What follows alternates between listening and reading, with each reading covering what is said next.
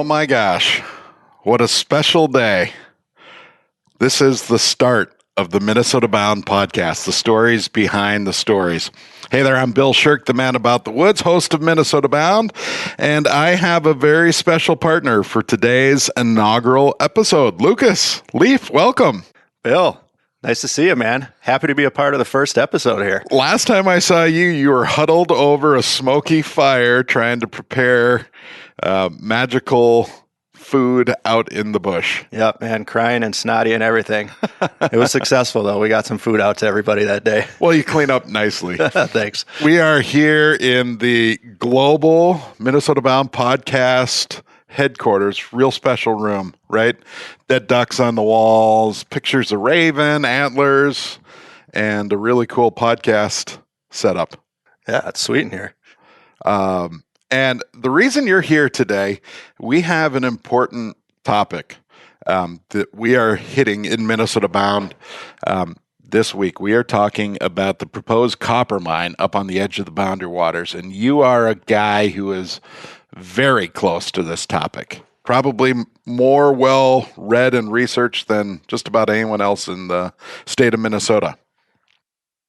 I'd say there's probably a few better than me, but yeah, I mean, I'm pretty heavily involved in this issue, proposed sulfide ore copper mine right near the edge of the Boundary Waters wilderness. I work as the executive director for Sportsmen for the Boundary Waters, and one of the top line issues we work on is preventing this proposed mine by Twin Metals. Yeah, I would argue that that is your hot topic right now. It sure is. Twin Metals wants to mine copper. There is a very rich vein that happens to sit very near Birch Lake and the Quishwee River, which are kind of the main arteries into the Boundary Waters. What is the fear for you? I mean, the fear is on multiple levels. It has the potential to impact the robust outdoor economy that already exists up in northeastern Minnesota. The byproduct of sulfide ore copper mining is acid mine drainage, which is a toxic slurry of heavy metals, also sulfuric acid. And the Boundary Waters is a very water-rich environment. You know, it's interconnected lakes, streams, aquifers, and wetlands that, you know, are extremely, extremely hard to mitigate if they were to be polluted by something like the byproduct of this type of mining. And also, this type of mining has, I mean, for lack of better description, a terrible track record in the United States specifically, with all 14 projects polluting in some form. Right, and let me be clear, we are not here to beat up on Twin Metals. Nope. As part of our episode and our research, we went to visit with those folks and kind of better understand the project and what they are proposing up there. Absolutely. And the way I read it, there's a very rich vein of copper. The kind of spot that doesn't exist a lot of places in the world. They can get a lot of ore there, a lot of copper in one little area. Right. And that's why they want to mine it. And there Absolutely. are other metals, nickel, cobalt, all sorts of stuff. We are very early in the process. It's a hot topic in the media right now because people are kind of catching on to the story. Oh my gosh. Sure. This big mine wants to go in literally on the edge of the Boundary Waters. Right. Yeah, I mean, and, you know, it's, for folks out there too, there's a couple different projects happening, and right now there's some pretty hot water topics going on with another proposed mine called Polymet, which is happening on dealing with some state level issues. And so you have two different projects, same type of threat to the environment, different watersheds, but you know, also, you know, on different levels and different processes of getting approved, but still ultimately have that same negative impact to the environment and to the outdoor economies that are thriving in those areas. And a good point that you said earlier too, Bill, is, you know, we're clearly here, obviously, you know, to prevent this mine from happening, but this isn't like an anti-mining campaign or anything. You know, taconite iron ore in Minnesota is huge. Great, you know, benefit for the economy that we have right now. It's been a robust piece of the economy in Minnesota for a long time. Timber harvest, sand, gravel, all of that, right? We're specifically focused on this type of mining because of what it could do on a permanent pollution level to the Boundary Waters Canoe Area Wilderness. Yeah, let's clarify that. Iron ore, Yep. you blow up some rock, you dig it out, you separate the iron from the rock, send it off, and it becomes automobiles and beams for skyscrapers, all that stuff. Copper mining, you're digging ore that is way down underground, never sees the light of day. Yep. What happens when you dig that stuff up and bring it up, that ore touches air, it touches water, moisture, and there's a simple chemical reaction that creates acid. Yep, exactly. You That's hit danger. it right on the nose. What do you do to mitigate that acid? Twin Metals will say, the way we're going to mine down underground, we will not have acid-forming tailings being the leftovers from the mining process. Right. They're going to, at least for now, they're talking about dry stacking, which means to take those leftovers, which they compare to sand that you might use for a sandcastle. It's almost powder, really. They're going to make piles. Yep.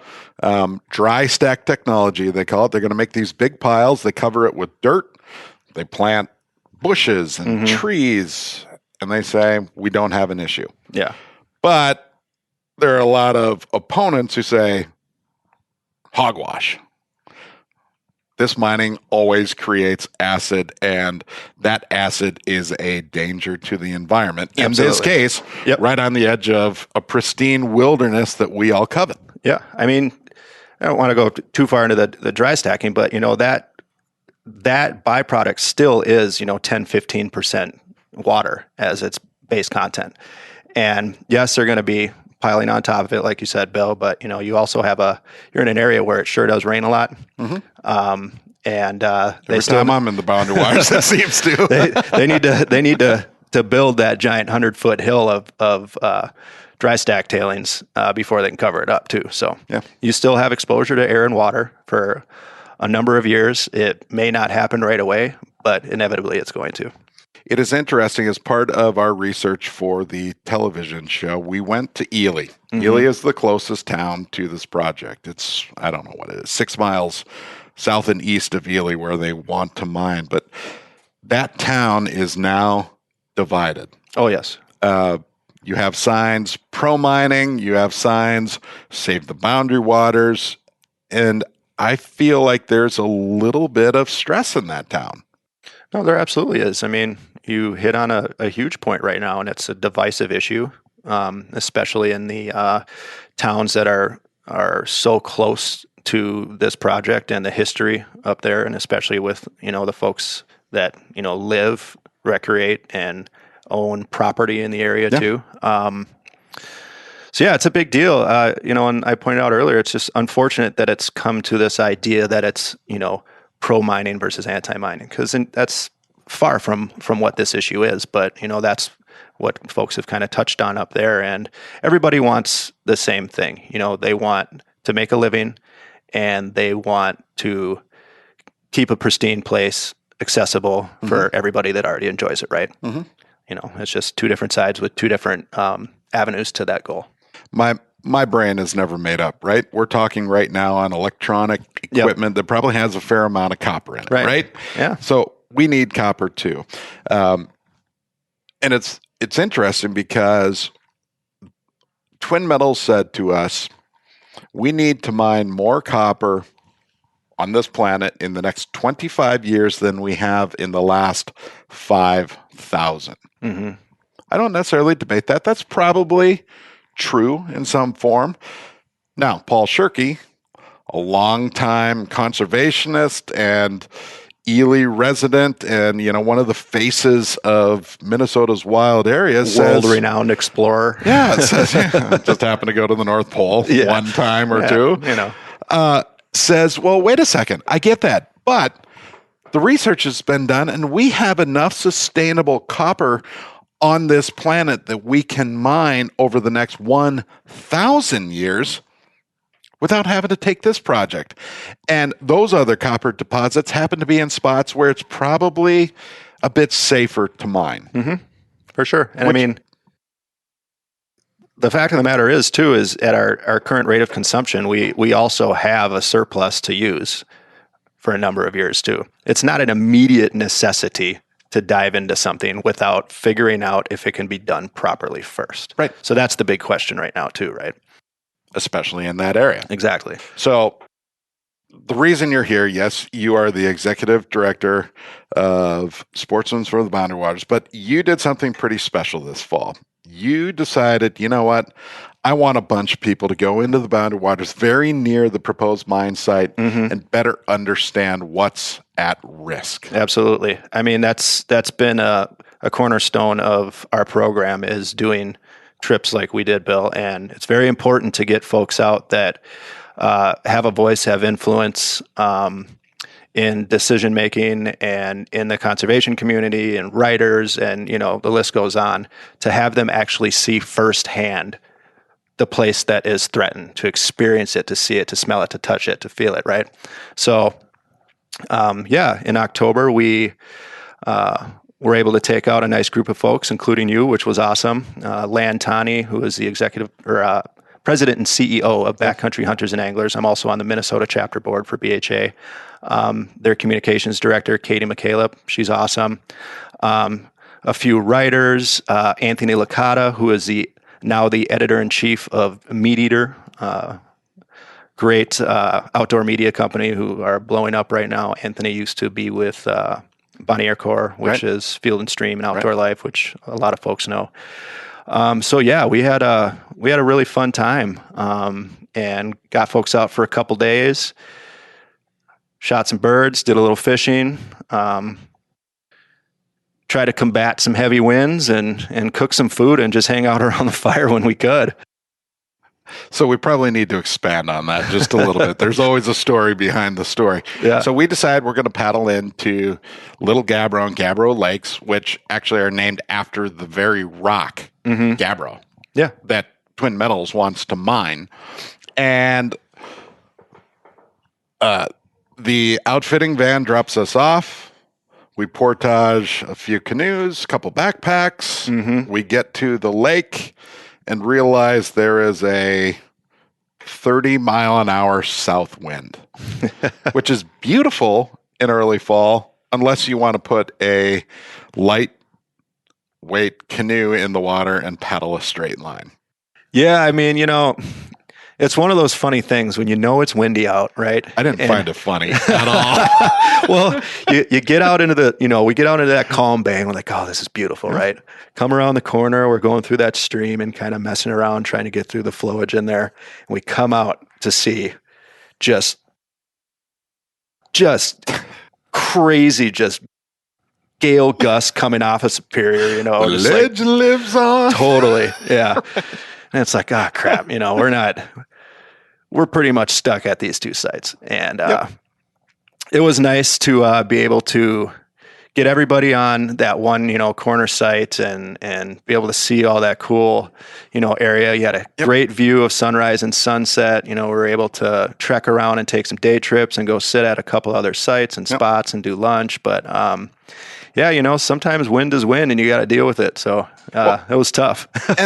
but that's part of adapting, right? When you're in the bush, when you're off the grid, that's not a big deal ultimately, because that's how the world works. Well, we're fortunate enough that, we're trying to squeeze a lot in a short amount of time. So, we didn't really need to go any further than we were in the first place. Like it becomes a different story when you're on like a, 7 to 10 day trip and you have a destination in mind, then you got to kind of knuckle up and dig in when you have the opportunity to. So I thought you nailed it. And here's why.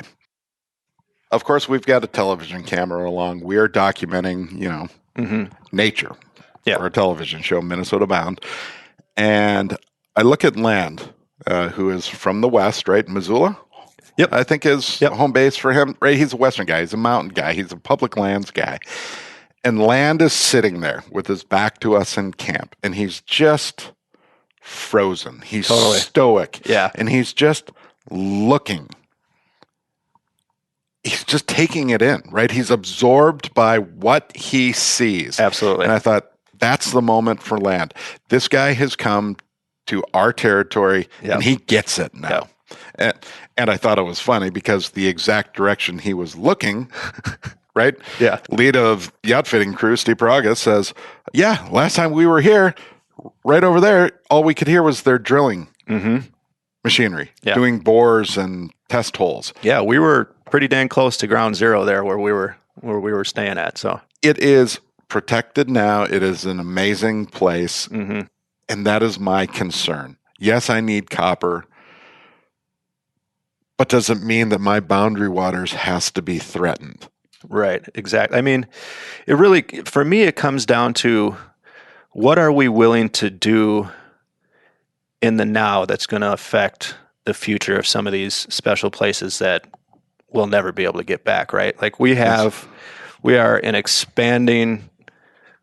exponentially expanding, civilization, population, right? Like we have to keep some of these things the way that they are for future generations. If we don't, we're going to lose all of that outdoor heritage and culture that we've built over such a long period of time that we have, that we cherish and that we want our kids to be able to cherish. Right? I look back to Theodore Roosevelt. He was the first guy as president who said, this is a special place. Yeah. Our country needs to protect it. He helped create the Superior National Forest. Later on, a couple decades later, the government said, we need to further protect, created the boundary waters, the literal boundary and the rules for, hey, this is a wild space that will never be developed. We're not going to log it. We are going to protect this. And you look at decades and decades and decades of protections put in place. And now we're talking about a multi-billion-dollar mining project that could park up right against the boundary. And also owned by a foreign company, Antofagasta. No guarantee on when, how much, and if that money goes back into our economy here in Minnesota. And something else I wanted to bring up too, is you touched on this, was you mentioned public lands earlier, right? And that's a cornerstone of the work that BHA does, and definitely a big thing that we do at we work on at Sportsman for the Boundary Waters, because the Boundary Waters is public land and water. It's 1.1 million acres of public land and water, and every person listening on this podcast right now owns that public land and water. So and has a right to use it. Yep, and has stake in what's happening here. So I want to go back to some of the numbers on the project because this is what seems to be important to the folks who are supporting the mine, especially in Ely. The creation of jobs. They're talking like 700, what they call high-paying jobs. An influx of money into Ely's economy. I get it. We drive around town. The Shopko's shut down with a for lease sign. The restaurant downtown is empty with a for sale sign. I get it. They want to have some money coming into that town. And I appreciate it. And I can't understand it, right? Because I don't live in that town. Right. But then the others say, mining's not the solution. It's the outdoor recreational economy. There's a Harvard study. There is. Yeah. There is a Harvard study. And peer-reviewed. He does a great job of going through multiple scenarios to try and figure out which would come out ahead, whether it be a mining economy or recreational economy. Nearly every single scenario points to the outdoor rec economy in Northeast Minnesota for long term. Yes, maybe short-term gain, like you're mentioning an influx of some jobs. Who knows? No guarantee on numbers are numbers. They're an estimate too. I commend them for wanting to bring some jobs in to northeastern Minnesota, to the economy of Ely, but at what stake? There are a lot of permanent jobs up there that exist for a long time that are supported by this awesome wilderness area that is for hunters, hikers, fishermen, canoers, campers, you name it, birders, the list goes on, right? This is enjoyed by every single outdoor recreationist from Minnesota to United States to international. These folks are coming in from all over the place. But the job argument has been the big one for a long time. And it's, from our perspective, And from some of the studies that we've had done, including that Harvard economy study, the loss of jobs far outweigh the proposed potential jobs by Twin Metals. And I went through that study. Long-term property values eventually drop as well. Right. Boom. It's an old cliche. Boom or bust. Yeah. There's a boom when things are fresh and a new project like this comes in. Long term, things kind of temper, and then you get to the point where the mine shuts down eventually. It's roughly 20-year proposed project. Yep. At some point, that mine will stop, and those people will go away. Exactly. And buildings will be empty again. Your project, your trip was fantastic. I watched journalists go back to the East Coast, back to the West. Conservationists left town with a much deeper appreciation of what the boundary waters means. It means a lot to us, right? Because Absolutely. we're Minnesotans. Yeah. But I think now this has become a national story or a national topic. You see no Pebble Mine bumper stickers all over the planet. Yep. Maybe we'll have the same for the boundary waters. Yeah, and that's the number one, the number one goal and point of doing those trips is to help folks get a better idea of what's happening and to bring a more intimate experience to those that maybe can't get up there at this point, but can see it from the folks' perspective that did, and definitely to nationalize this issue. We have to. I mean, it's the only way. And that's why our cameras were along for our Minnesota-bound audience. We want them, if they've never been to the boundary waters, to better understand it. Again, as well, to understand Twin Metals' side of Absolutely. The debate and let people think. And the question is ultimately, is our boundary waters worth risking to mine copper? I don't have an answer to it. I suspect you don't, but we as a population over the next 5 or 8 years will decide that. Absolutely. Twin Metals recently introduced their mine plan, so now state and federal agencies are looking at exactly, here are the buildings, here's the spacing, all that stuff. Environmental impact studies are coming. Yep. Couple-year process to figure those out. Yep. It'll be both at the state and the federal level. They're conducting separate studies, which is good. It's good. Yeah. There is going to be a minutia of legal porridge. Oh, right? for sure. Yeah. We are going to read in newspapers every week about some little lawsuit regarding this.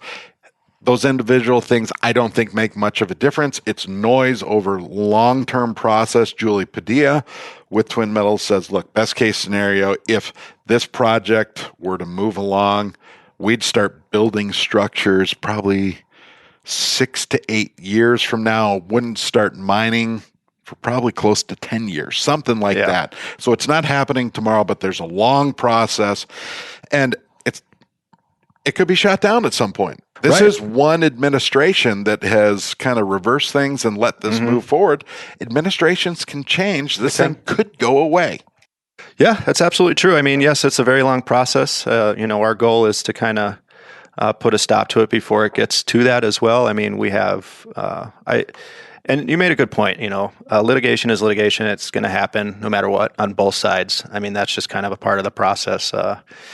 At the legislative level, especially at the federal level, things like that are very important. We just recently helped put a bipartisan bill together, HR 5598, which was introduced by Representative Betty McCollum. Wonderful legislation. It's a perfect example of Republicans and Democrats and conservation groups and environmental groups, left, right, whatever you want to call it, coming together for a common cause. It's called the Boundary Waters Wilderness Protection and Pollution Prevention Act. Pretty simple stuff. I mean, it's looking to create a permanent protection zone near the boundary waters, effective outside of some of the current projects that are happening, but to prevent more from coming down the pipeline. So, as we work on Twin Metals, we're also working on this legislation too. Well, we've got the episode coming up. We hope it is a thoughtful look at the proposed project. Lukas, thanks so much for putting together your trip to, again, let us touch, feel, smell, see such a pristine area. Yeah. We want to share that story with people. Yeah. Thank you for coming. I mean, hopefully we'll get back up again together soon. I do owe you an apology. What's that? You are part of the inaugural Minnesota Bound podcast, and I don't have like a celebratory box of donuts. There's a bottle of wine behind you. there is Raven Wine, 1999. Ron would smash both our heads in if we were to pop the cork on that. I can't read that far, so yeah, that makes sense. Oh my gosh. Well, I am guessing we will hear from you down the road. Watch for Lukas Sunday night on Minnesota Bound after the news on KARE 11, as well the Boundary Waters story. And as we always say, well, no, before we get to that, it's important to talk about how people get involved, right? Oh, right. And I want to make the point. Your organization, Backcountry, those are young organizations. Absolutely. The younger crowd is getting involved. Mm-hmm. I feel like I graduated from college a week ago. I'm turning into an old guy, right? So many of the conservation organizations are aging. Right. That's not a bad thing. I don't take that the wrong way, but you don't see a lot of 20-year-olds joining Pheasants Forever and Ducks Unlimited and some of those organizations. Yeah, but you guys are a powerhouse for the younger crowd. Yeah. BHA and Sportsmen for the Boundary Waters. I mean, that's the goal, right? Is we need to replace the folks that are going to be leaving the ranks here, and that's important. And working on projects like this and issues in the future too. So. When it comes to getting engaged, we try and make it as easy as possible. You can go to our websites. You can check out the Take Action forums. It's pretty simple. You pop in your stuff. You read what you're sending out. If you want to personalize it, it goes to your, depending upon what we're doing, maybe your specific senator. It could be going to state agencies or federal agencies. It just depends on the issue at hand at that time. So very easy way to get engaged. Also, we give you the opportunities, the call-in numbers to call your actual state senators or representatives to express your opinion. And that you can go even further into it. And there's so many different ways to get engaged. So we can help you set up meetings. We can help you set up events. It's really all about boots on the ground and getting people involved and educated on some of the things like this that we work on. And it's not like there are 300 members. No. Well, so Sportsmen for the Boundary Waters is not a membership-based organization, but we have a pretty strong contingent of folks, upwards of about 20-25,000 just in Minnesota that are pretty engaged, and then BHA is close to 40,000 members now on a national level, with a pretty lofty goal in the next few years of really getting a lot more people involved. So. It's a great group. They do a lot of work, do a lot of great work. And I would encourage everybody to check out backcountryhunters.org and sportsmanbwca.org. You check them out online. You sign up to be part of the membership or to have you guys as a voice. Again, I get links in my email. I click for 30 seconds and I am sending a note off to my local politicians. It's that simple. Instead of having to go in and dig out and check out your congressional districts and all that stuff, it's just a couple of clicks. You guys make it simple. Yep. And you give people a voice. And I think that's what's most important right now. So yeah, absolutely. Well done. Hats off. Next time we go into the Boundary Waters, there will be no wind. I will have a celebratory box of donuts the next time we are together. And maybe we're drilling holes that time. Maybe we're ice fishing. You never know. You never know. So watch for the story on Minnesota Bound this week. And as we always say, hey, don't forget to introduce a kid to the great outdoors.